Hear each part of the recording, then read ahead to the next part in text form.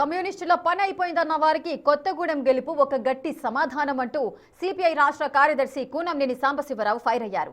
రాజకీయాల్లో కమ్యూనిస్టులను తక్కువ అంచనా వేసే వారికి ఈ ఫలితం ఒక గుణపాఠమని స్పష్టం చేశారు.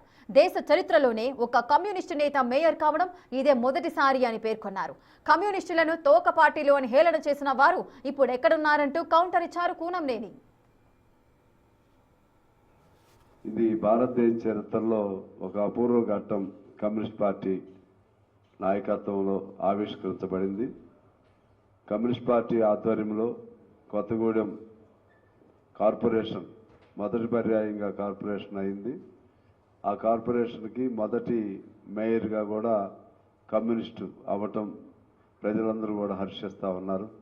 ఈ మధ్యకాలంలో కమ్యూనిస్టుల పని అయిపోయింది, కమ్యూనిస్టులు పరాన్న జీవులు, కమ్యూనిస్టులు తోక పార్టీలు, ఎవరిపైన ఆధారపడతారు, మరి మమ్మల్ని కమ్యూనిస్టులు ఎక్కడుందా అన్న బీజేపీ వాళ్ళు ఎక్కడున్నారు కొత్తగూడెంలో, మమ్మల్ని చిన్నపుచ్చాలని చిన్న చూపు చూడాలని అనుకునే వాళ్ళకి, కమ్యూనిస్టుల్ని తక్కువ అంచనా వేసే వాళ్లకు ఆ జరిగినటువంటి నిన్న జరిగిన మేయర్ ఎన్నిక పెద్ద గుణపాఠం, ఓ చెంపబెట్టు లాంటిది.